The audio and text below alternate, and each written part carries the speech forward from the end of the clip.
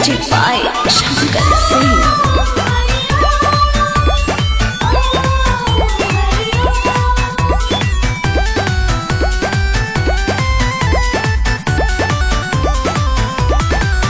सखी चढ़ते सवानवा सजनवा हो, जल ढार जल भोला के भवनवा हो।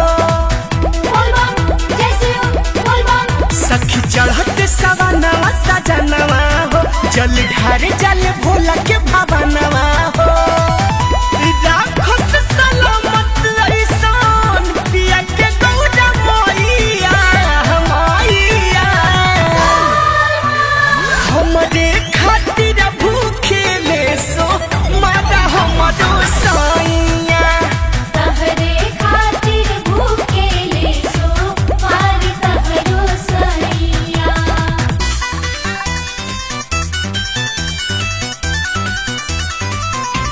गाने ओमे गाने रब्बा गई तुझे गाने, महिमा के रब्बा हमें कितने बखाने।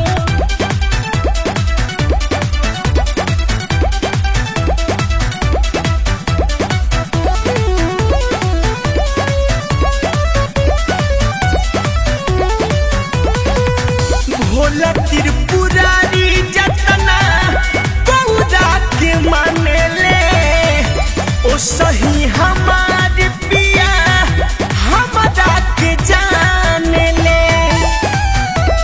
हर महादेव भोला त्रिपुरारी जतना गौरा के मानेले, ओ सही हमार पिया हमरा के जानेले।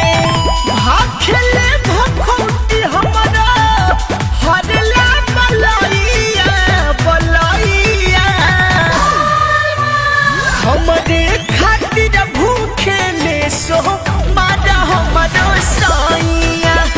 तहरे खातिर भूखेले सो मारी तहरो सैया।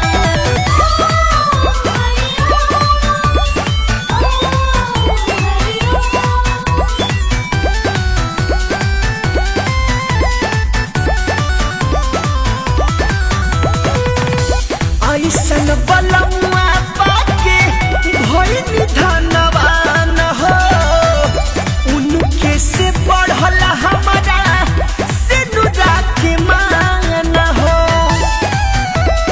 हर महादेव ऐसन बलमुआ पाके भइल धनवान हो, उनके से बढ़ल हमारा सिनुरा के मान हो।